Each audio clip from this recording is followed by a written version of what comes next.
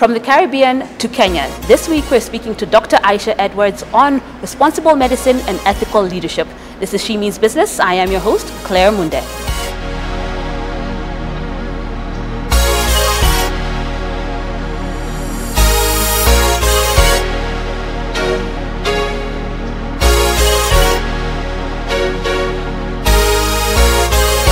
Hi, Dr. Aisha. Hi, Claire. Welcome to She Means Business. Thank you so much and welcome to AAR Hospital. This week we want to talk about medicine and ethical leadership. Tell us, how does a doctor from Trinidad and Tobago end up in Kenya leading one of the leading hospitals? Okay, so yes, I'm from Trinidad and Tobago. And in 2016, I visited Kenya for a short holiday. Just before I got married. So I got married the beginning of 2017 and came with my husband to Kenya because he was moving to Kenya for work. When I came to Kenya, I actually, believe it or not, did not work for 6 months. Yes, with this amount of energy in the house, not working, I think maybe I would have killed someone. So didn't work for 6 months as I go through things like immigration, etc. And then I started working at the Nairobi Hospital.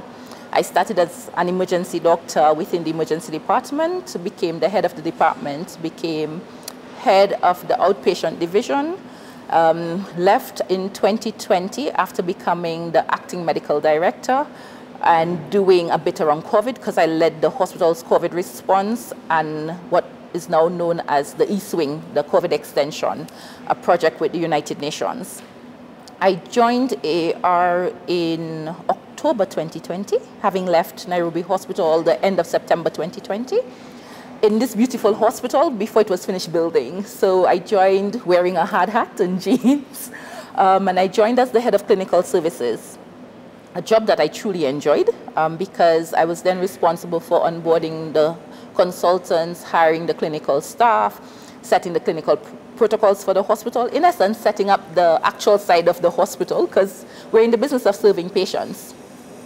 In September 2023, I became the acting CEO of AAR Hospital, and November 17th, my birthday, I was confirmed as the CEO. So you see, I'll always remember it.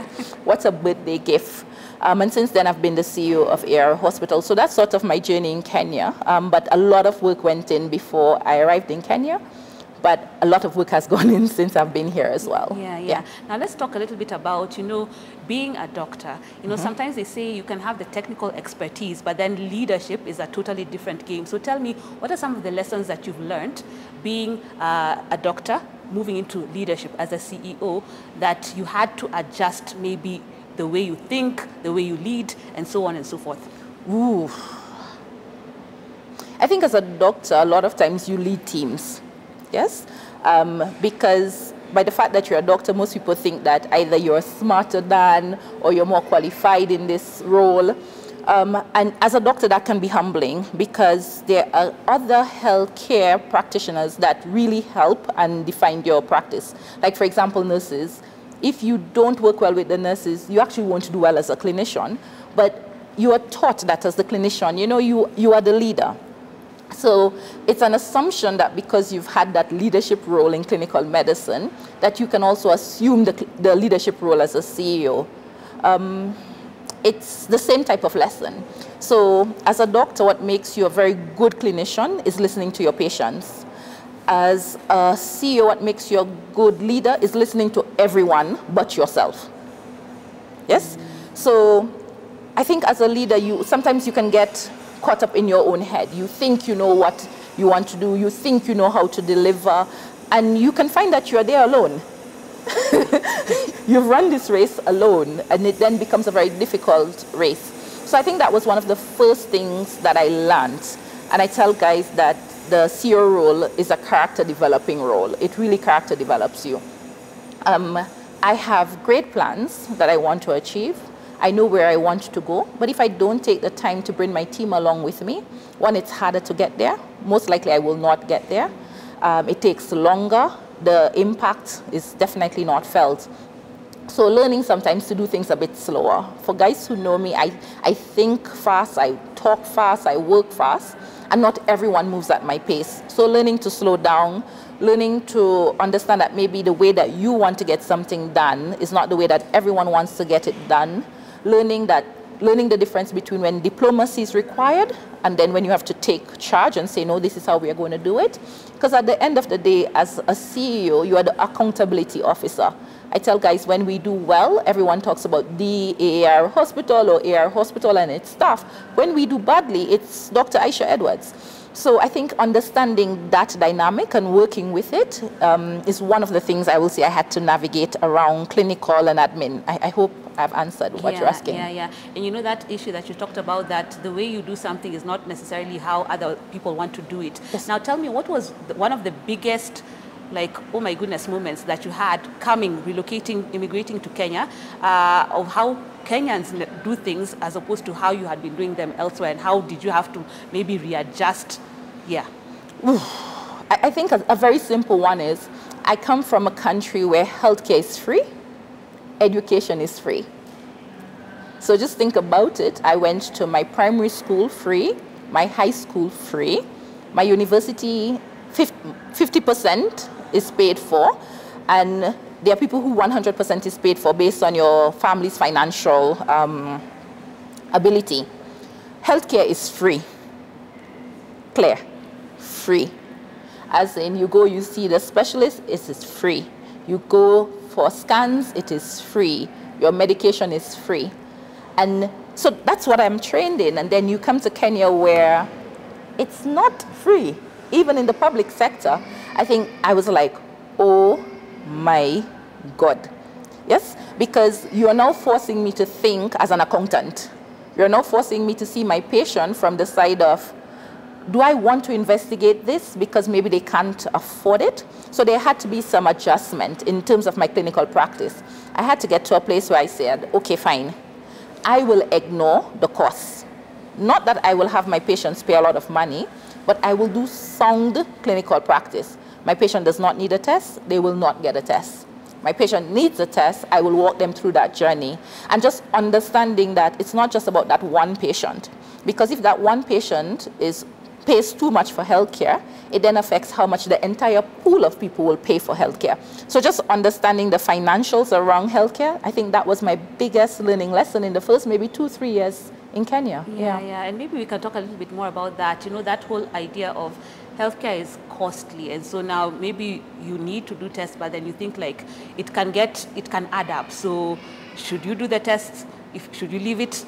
How do you go about balancing and making sure that people, you know, we talk about early diagnosis of things, yes, but then there's that cost of healthcare. So how do you balance, and what gaps do you see when it comes to the Kenyan healthcare system? Well, that's a very hard question and a very complex question, and I hope my answer doesn't oversimplify the complexity of the issue of healthcare. So one, I think as a clinician, it is your duty to provide care. It's your duty. And not shoddy care. Yes? So you see people as a whole. Don't see people as systems or organs.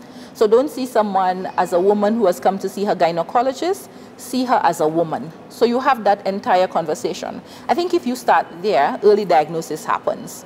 So when someone goes to see a GP and they have a flu, it takes nothing from the GP to actually just take a bit more time and have a full history. From that full history, someone might say, you know, my mom died of cancer. I have a cousin who had cancer. And you can do the screening, which is a lot cheaper than the treatment. I think sometimes that doesn't happen. A lot of time people just treat or discuss what has presented before them, if they even discuss it. Let's be honest, yeah? So I think that's the first thing. So as clinicians, we can do a better job in terms of just how we interact with our patients and listen to our patient and be a bit more empathetic with our patient. So let's say that we've done all of that and a patient requires investigations. Let's make sure that we are doing what is absolutely necessary for the patient. Because a lot of times, let me not say a lot of times, let me rephrase that. There are too many times that someone does a test that a patient don't need in that instant because the patient requests the test, or gives the patient an antibiotic that they don't need because the patient wants the antibiotic, not understanding the implication of that. I think a lot of it is how you communicate with your patient. How do you build trust and rapport with your patient? How do you say to your patient, Claire, I know that you're accustomed taking antibiotics for a flu. But imagine it's viral. So the cost is ridiculous. You're not helping the recovery. What you're doing is that the day that we actually need to give you that antibiotic, your body is now immune to it. It will not serve the purpose. But it's having that conversation and walking the journey with the patient. So that's on the individual patient side. But I think as a hospital administrator and as a clinician, it is my duty to speak to the public about their health. I think that is part of the problem. We don't speak to the general masses. So a lot of times the conversations that reach the general masses are not accurate conversations. Yes? And as doctors, we should have those conversations with our patients, with our relatives, with our community, and even as we are doing now, because I would like to believe that this is a conversation that the general masses will hear, and then someone would pick one thing. That lady from AAR said, when I have a flu, if it's viral, I don't need antibiotics. Once we start doing responsible medicine, the implication will be felt on the cost of care. Because I think even for the consumer of insurance, you know, one of the things people love to say is, I've had this cover for 20 years and I've never used it. So now I'm going to use it. Or someone says, I have the cover and it's the end of the year, so I'm going to use the entire cover. Okay, but what is the risk ratio to the insurance provider? It means that next year, your employer will be paying more for that insurance. So I think sometimes that's not, we don't think about that. You know, we don't think of the risk and the cost benefit. If I don't need to use this cover, I should not use the cover because it's now a pool. So that the person in my pool who needs to use the cover can actually use the cover. I'm getting you there. Yes. I think it's also a balance because as you're saying, like someone is thinking, I have this cover, I've not used it, premiums have been paid, this cover needs to be used. And at the same time, we're talking about early diagnosis. So we're always told, you know, go for that full checkup because you can, some things don't present until later. So you don't want to wait until it's later. So it's that balance, like get the full checkup without... So I subscribe to the full checkup. 100%. I subscribe to the full checkup. However, the full checkup must make sense. Yeah? If you are 20 years old as a female, you don't need a mammogram in your full checkup. You know, if you're a 45-year-old female, you definitely need the mammogram. I don't have a problem or a challenge with people who are doing full medicals. I actually think it's the responsible thing to do. Like a basic thing that everyone laughs at me for. I see my dentist minimum twice a year. And I see her twice a year because I've had bad teeth and had to do braces. Yes? And I don't want to lose my teeth at 50 and 60. Yes? That is not treatment. It's prevention. I go for a cleaning, I check out my gums, etc., etc. Now, I think where the challenge comes in is this. I go to the doctor, I've had my full checkup. I am fine. Yes? But it's the end of the year and I've not been hospitalized. So I decide, you know what, I'm going to go for all my dermatological products, all my over-the-counter products, every product that my mom and my dad wants, and I figure out a way to hack the system. I don't want to say con the system. I don't know why you're laughing at me. But I figure out a way to get things that I don't need, that sometimes is not necessary for me, because I must use my cover. I think that is where sometimes there's a disconnect. Or I come and I say to my doctor, you know, I've not used this cover, and I always wanted to have an MRI of my knee. But why do you want an MRI of your knee? We've not had the conversation. No one has examined the knee to see if you need an MRI. We just said, okay, you want an MRI? Ah, it covers. And we send the patients. So I think it's that sort of, can we use what we have responsibly so that we have it for tomorrow and for everyone who needs it? Yeah. Okay, I get it, yeah. So but I do encourage the yearly medicals. Okay, so responsible medicine and also on the part of the patient, responsibly using that cover and all that. Yes. Now let's talk a little bit about, as you've been leading, what has been, let's say, the toughest lesson that you've learned in leadership so far? The toughest lesson? Or one or two of the toughest lessons that you've had to overcome. Equality and equity is not the same thing. And as a leader, you cannot just be equal. You have to demonstrate equity. So And that can be difficult in letting people understand that while I might handhold this one, it's not because I like this one more than I like you. It's maybe that this one needs to be handheld at this point in time. So, and people don't understand that even in employment, because they say, you know, well, we all show up and we're all getting paid, so why does this one get more? But there's the human side to how we interact. I think that was one of the first things that I had to learn in terms of how do I express to my team that it's not favoritism, is that this person requires this level of attention now. Tomorrow might be your time. So I think that's one. Two, a very hard lesson that I had to learn is when you make a decision, make it quick and decisive. I make decisions. And I think one of the reasons I got this job is because I made quick decisions, accurate decisions, and I was quite decisive about my decisions. And then when I became the CEO, as part of bringing everyone along, sometimes you're like, do I want to? And then you pay for it because you've delayed. You know what you know is the quick, decisive decision so that the pain goes on for a longer period. I think that was a hard lesson.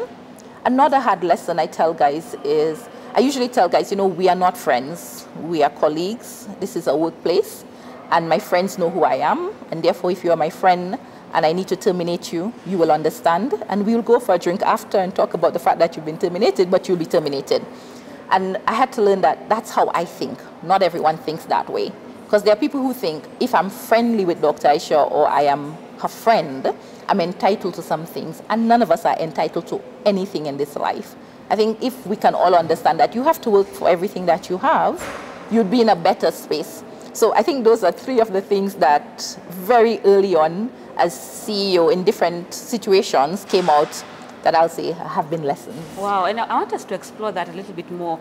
We are not friends, we are colleagues. You need to do what you need to do. If you don't do it, then you'll have to leave and we'll laugh out there.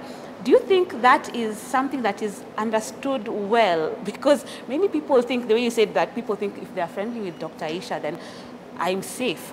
People have that idea, and some places it actually does manifest as such. So how do you make sure that it's clear that, you know, these are your KPIs, you have to deliver, and we can be friends and we'll meet out there, but deliver or you'll be out the door? I think it's a change in mindset, and for a minute, let's stop and recognize that this is not something that is unique to Kenya. This is a human problem. I was brought up in a way where, like my grandmom will tell me, what I have is mine. So as long as you live with me, you enjoy it, but it's mine. You're not entitled to it. So she encouraged me to seek education, to learn, to strive towards getting my own. So that's part of my upbringing and my mindset. In the workplace, it's difficult. And even amongst your friends, it's difficult because your friends should be people who support you and want you to grow. And I'm very blessed to have that group of people. And I'm very blessed that my friends understand me. But I usually make a joke and say, no new friends. You know, and it's not that I will not have new friendship as I go along. It means just people who do not understand you. So I've met Claire. Claire and I seem to get along very well, and we struck up a friendship. And Claire thinks, okay, because Dr. Aisha is my friend, I am entitled to certain things. So I have people who come up and they say, oh, you know, I've followed your journey. I'm really appreciative. Let's discuss how we do business. That's fine, but it should be done in an ethical manner. So I think it's that mindset shift that is required. There are people who think that my boss needs to like me for me to progress. No, you just need to deliver on your job. If we can change that, if we can change from us thinking, if my boss really likes me, I will do. No, if your boss really likes you, work will be a lot easier. It's the truth. But sometimes when your boss likes you, you are one of the people who help create a very toxic environment for other people. Because other people are working very hard, but you are liked.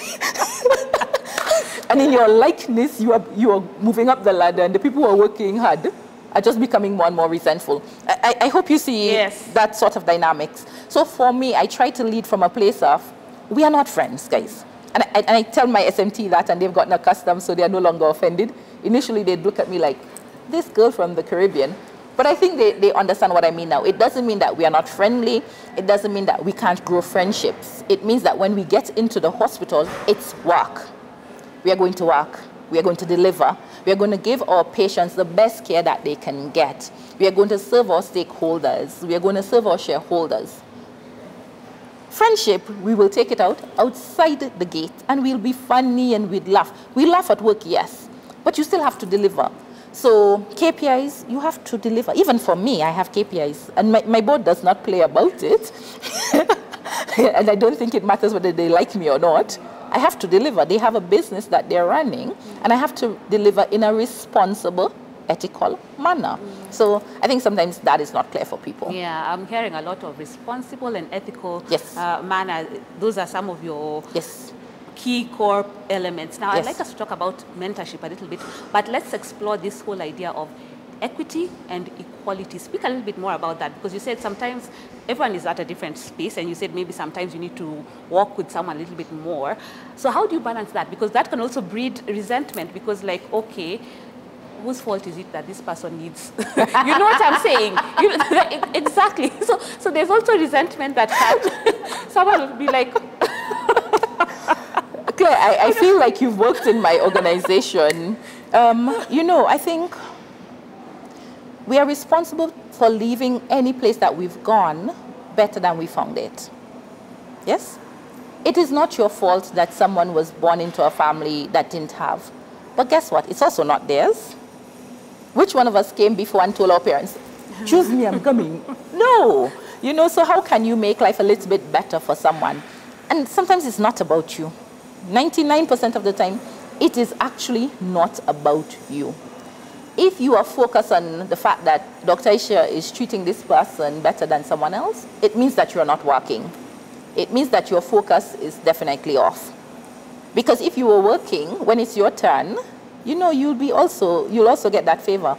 Someone said recently at a function that I was at, clap for everyone until it's your turn to be clapped for. And I think that's what people have to apply. Do unto others as you like others to do unto you, the golden rule. So you will also find yourself in a situation where someone needs to handhold you a little bit longer or more. So don't bring petty jealousies into the space. It doesn't mean that it is not easy, because there are times where you're thinking, okay, Dr. Aisha, or if it, let's say, yeah, Dr. Aisha is hand-holding Claire more, but Claire and I are in the same space. I also want, you know, I tell guys, nothing happens before it's time, yeah? And when God says it's your time, imagine it is your time. It doesn't matter who tries to close that door. The door shall not be closed. When God has decided it is Dr. Aisha's time, please get out the way, because he will use even a stone to make it my time.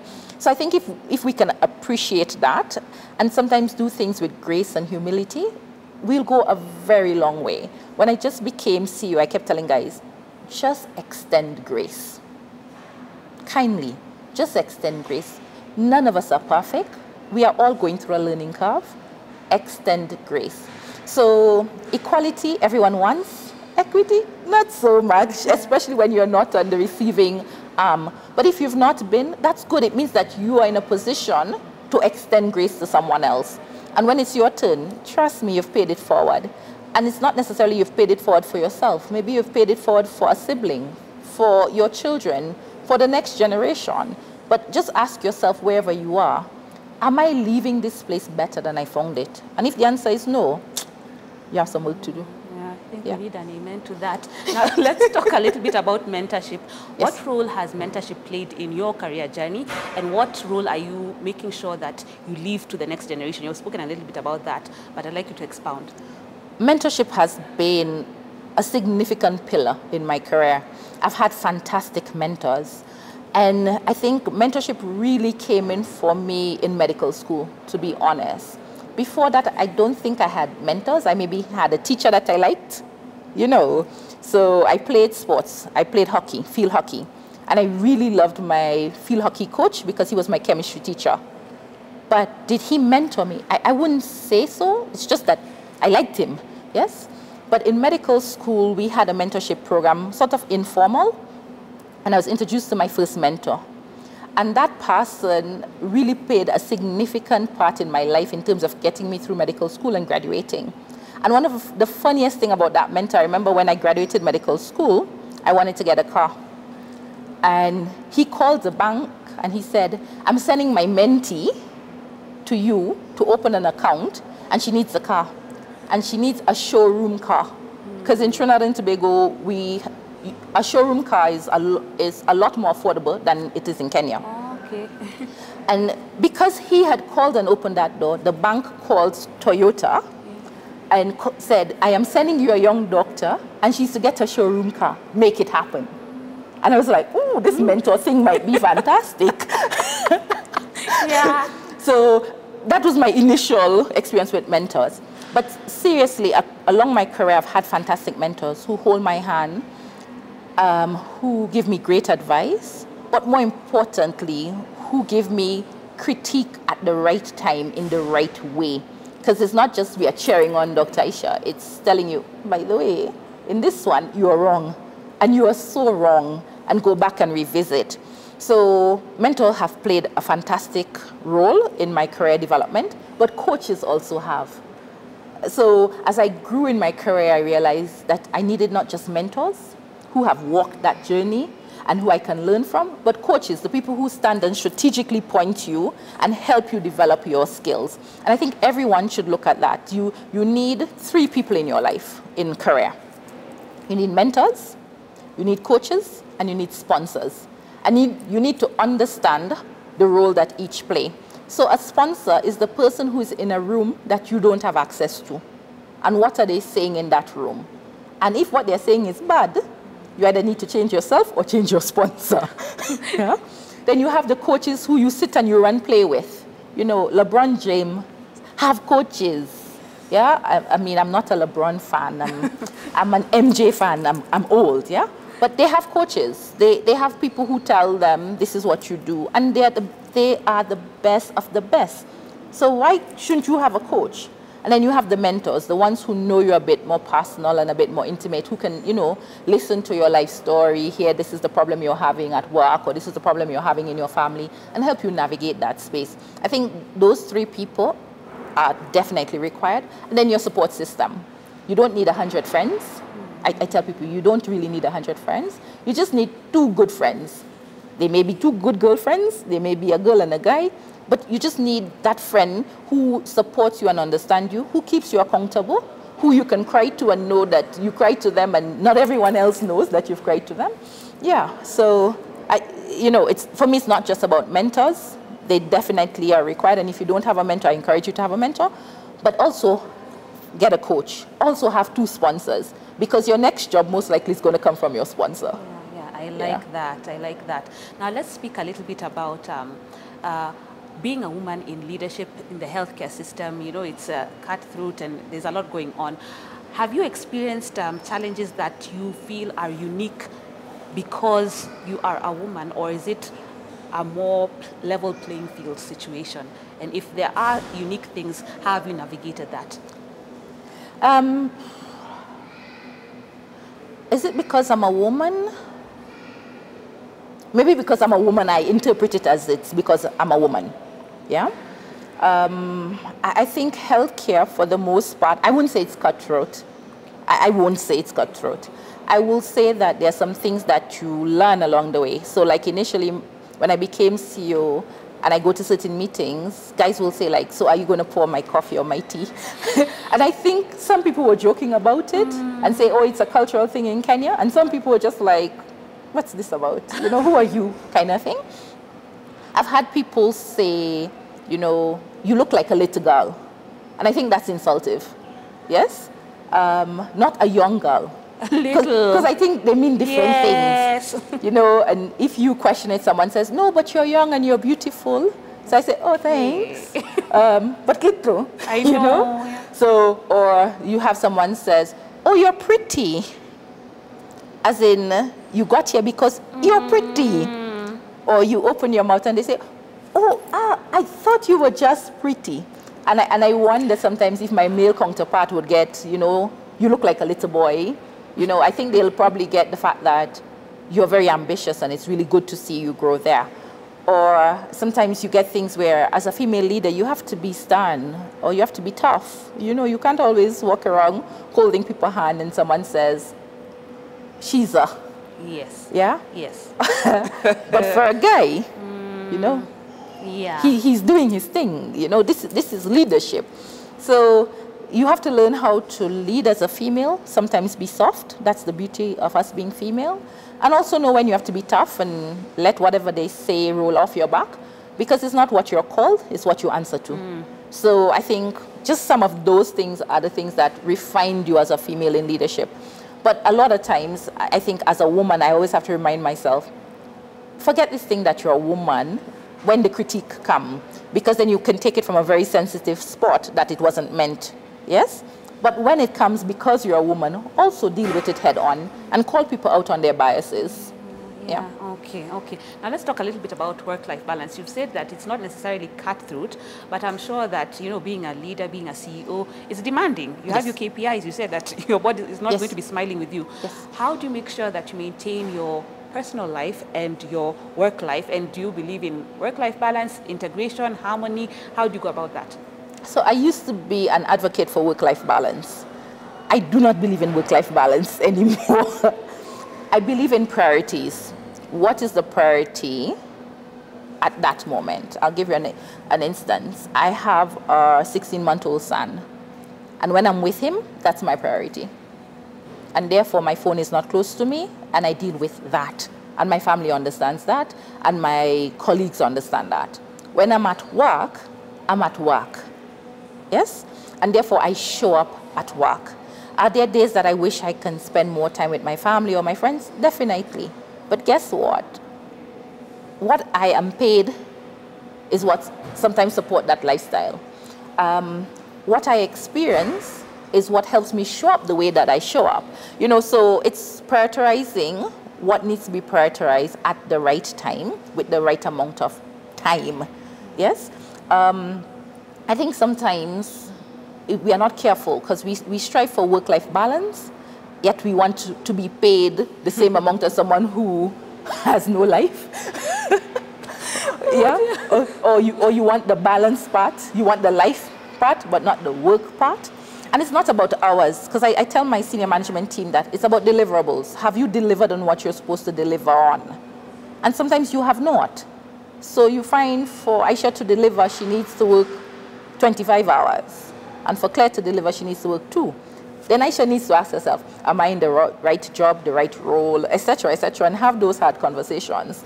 And I think that helps with balance. Yeah. And if, for example, if I found myself in a place where I'm working 18 hours every day for an extended period of time, maybe I am in the wrong job.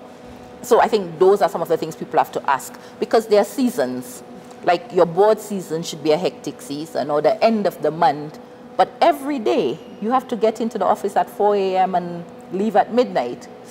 Either you are not using your time at work wisely, or your employer is misusing you, or maybe you are not competent for the role for which you have. Yeah. So that's what I think. I think it's nice to say balance, but I think it's about priority. I like that. It's not about hours, it's about deliverables. Yes. That's very powerful. Now I'd like us to switch gears a little bit. Okay. And let's talk about success. What does success mean to you? What does success mean to me? Yeah. Ooh.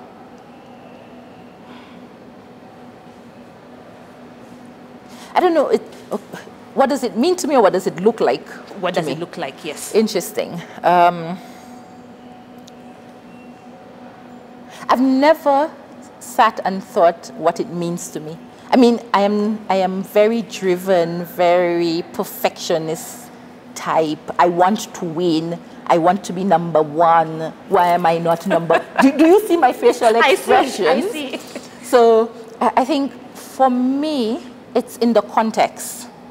It's not success at anything, or not. It's not success irrespective of. Let's put it that way. I don't want cheap success. I don't want success where I succeed and everyone around me fails. That's not what I want. But don't get me wrong, I don't want to be the one who fails. Yeah. So I want success where I can sleep at night knowing that I've done the right thing. I've brought people along so that we are all sharing in that success. Most people think success in terms of money, and my guys always laugh at me because I'm like pesa mingi. And yes, I want to be independently wealthy, but the day that I'm independently wealthy, I must know that KRA or any other organization is not coming looking for me. It must be clean wealth. But success, what does success look like for me? One, in this organization as AR Hospital, success looks like when every patient that comes in here gets quality care, leave feeling that they have been served from a humane point of view with their dignity intact and their wallets still intact. They've not felt that they've been bled. Success for me, for my team, looks like when my team progress, whether it's in their careers. So I have guys who, they come and they say, Dr. Aisha, you know, I'm leaving, I'm going to another place. And I always ask, is it a better job? Are you going to be paid better? Is it a promotion? I don't want someone leaving because, you know, they are not happy with the environment. Success also looks like when my team comes and tells me, you know, I'm expectant or I'm getting married. Like, I really enjoy that. One of the things I've worked on my team with is I always ask guys, are you going back to school? I hate school. But I always ask guys, are you going back to school? Not because I believe they need degrees, because I don't believe in 49 degrees. I believe in learning. But I do understand that for some of them, they need these degrees for the next step. So that's success for me. Success for me on a personal level is when my sisters are doing great and they're graduating and they're getting good jobs. Yes? Success for me at an individual level is the day that I have made the impact that I want to make. Because I do believe that I was put on this planet to have an impact. Not a Kenya impact, not a Trinidad and Tobago impact, a global impact. So I always question myself, are you having that impact? Are you influencing in a positive manner? Or are you the toxic person that is distressing people? Yeah. So that is success. If at the end of my time at AR, I would make 2 people feel like, listen, I can do this. I have grown. I will be happy. If, however, everyone is like, thank God she's gone, we've been praying and fasting, we've gone to the mountains. So I think it's what is your definition of success. Yeah. Okay, awesome. Now let's talk about what do you do for fun? Ooh, what do I do for fun? So fun things, I love to dance, and therefore I make my team dance in every meeting. Oh, we start our monthly meetings with dancing. Oh, nice. So they know we are going to dance. So I love to dance. I love to cook and bake. I don't know if I enjoy eating more than I enjoy cooking, but eating and cooking. I love spending quiet time. I love spending time by myself, which most people cannot understand or respect. And that for me is fun. And it doesn't necessarily mean sitting reading a book. It can mean watching a movie, but sometimes it's just sitting with my thoughts, my many, many, many thoughts, and writing them down and analyzing them and overthinking and replaying them. That is fun. I also love people watching. Oh, yeah? Ooh, I love people watching. It should be an official hobby. But then I do other things for fun. I like to travel. I like good vacation. I like spending time with friends and family. I love sports. I love football. I'm an Arsenal fan. So anyone who's not an Arsenal fan who's watching this can keep their thoughts to themselves, just so that we are together. Yeah, yeah. I think that those are some of the things that I like and I do for fun. Yeah, and you said you like putting your thoughts down together and journaling. Yes. So what method do you use to journal? Do you just write it on your phone? Do you have an app? Do you like to physically write things down, or what does that process look like? So I've transitioned. Okay. So I used to be the girl who has many colored pens. I still am to some extent, and many notebooks. Yes. And then about 3 years ago, I got an iPad. So I journal in my iPad, still in many colors. I use GoodNote app. And from GoodNote app, because it's a PDF reader, I have a PDF planner. And I have different color for personal journaling, and different color for work journaling, and different color for ideas and thinking. But I try to do several things. I try, one, to reflect on my day and write sort of you know, what my day was like. I try to do a bit of gratitude writing. Some days are better than others. What are you grateful for? Yeah. But on a weekly basis, on a Sunday, I do a reflection. I do a reflection of my past week, and I plan for my upcoming week. Okay, Yeah. awesome. And then when it comes down to reading, you say sometimes you read, sometimes you don't. What has been one, just one, like, there could be many, one book that has really impacted your life positively? Ooh. Or even a movie, a book No, or a movie? it's a book. I'm trying to remember. Atomic Habits. Oh, Atomic Habits. Yeah. Ooh, Atomic Habits. Yeah. Atomic Habits. Yes, I think like I reread that yeah. book. I try to reread it ever so often. It speaks to silent discipline and not big things. You know, it's like, for example, you say, I want to lose weight, and you want to lose it tomorrow. So you starve yourself and you go to the gym 40 hours. It just talks about small things. So I need to get to the gym, so I pack my shoe at the door. I put just small steps, small intentional steps. I think that's what I got from Atomic Habits. Yeah. How can you get the big thing through small steps? So that book, Yeah. at least for now, is the one for me. Yeah, Yeah. I like that 2-minute rule. It changes a lot. Huh? Yes, definitely, definitely. Okay. And now as we come to a conclusion, Yes. I'd like you to look at the camera Okay. and speak to women watching this show. Tell them, what is that one tip or one piece of advice that you'd give to them as they try to climb up their career, or they try to pivot, or they're just trying to make sense of where they are in their career? Ooh, a tip to women. Can I do more than one? Yes. Let's see what Yes. happens. I think the first thing is to know that you are good enough and you are enough.